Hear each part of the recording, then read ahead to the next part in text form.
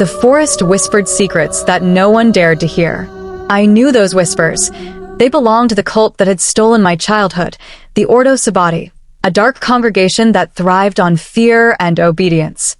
I remembered the fire, the screaming, the night my parents tried to protect me and my sisters, only to be torn apart by people I once called family. I was Grace, barely 12 when it happened, now 24, hardened by years of trying to erase what I had seen. But erasing it was impossible. Every candle I saw, every chant I heard in the wind, brought back those memories, my sisters, Maya and Ruby, ripped from me, lost somewhere in that nightmare of ritual and blood. Then the letter arrived. It was simple. Single words scrawled across old parchment, stained with something that smelled faintly metallic. Your sisters await the rebirth. Come before it's too late. My heart froze. The cult hadn't ended. It had waited, growing stronger, and now it was calling me back. I packed nothing but a backpack, a knife, and memories sharp as broken glass. The road to the commune was hidden by twisted paths and long-forgotten trails. The forest closed in around me as if trying to swallow me whole. Mist hovered in the trees, curling like smoke from an unseen fire. I remembered the chants, the torches, the black-robed figures, and I felt my pulse quicken. When I reached the commune, the sight was worse than I remembered. The main hall stood like a monolith of despair, its walls carved with symbols I had only seen in nightmares. Shadows moved in the corners, whispering my name. Grace. I froze. That voice, was it real, or a trick of the wind? Then I saw them. My sisters, older now, their eyes empty, yet burning with recognition. They were bound in black robes, kneeling before a circle of hooded figures. The cult leader, tall and masked, raised a ceremonial dagger, its blade glinting in the candlelight. I had no time. I slipped behind a tree, watching, heart pounding. Every step I had taken in life had led to this moment. Save them or lose them forever. The forest never slept. Its shadows twisted like living things, and the wind carried whispers that made my skin crawl. I remembered those whispers from my childhood, the chants, the ceremonial drums, the black-robed figures surrounding my family.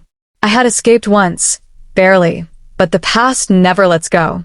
I am Grace, and my sisters, Maya and Ruby, were still out there, trapped. When I received the letter, my hands shook so violently I could hardly hold it. The message was simple, yet horrifying. Your sisters await the rebirth. Come before it's too late. I had no choice. The cult, the Ordo Sabati, was alive.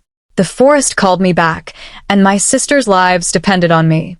I packed only what I could carry, a backpack, a knife, and a heart full of fear.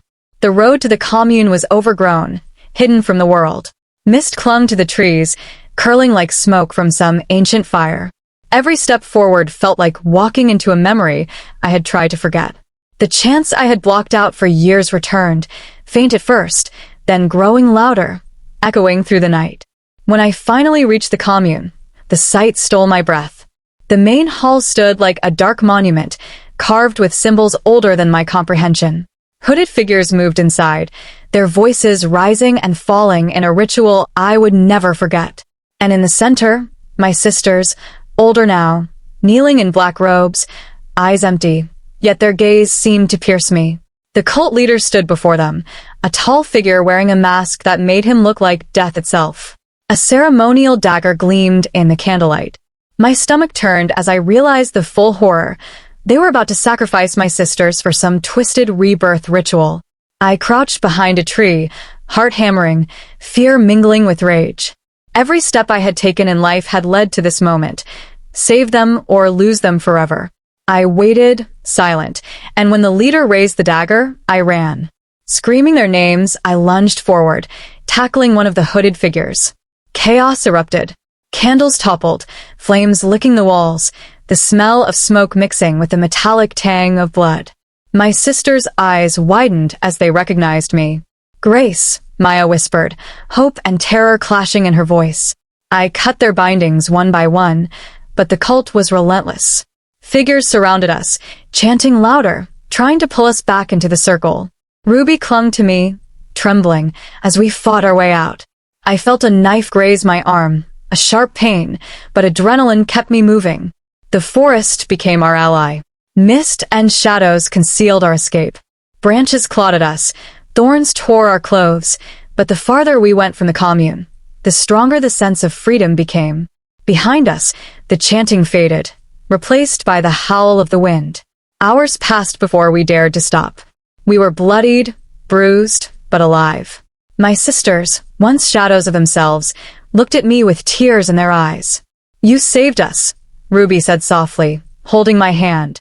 "I promised I would," I whispered. "Always." But even in the safety of the morning light, I knew it wasn't over. The cult was still out there. The forest still whispered. And somewhere, deep in the shadows, the leader watched, waiting for the next opportunity to drag us back into the darkness. We walked away from the forest, from the commune, from the nightmare, but its echoes would follow us forever. Some scars never heal. Some memories never fade. And some horrors can never be outrun. Maya shrieked.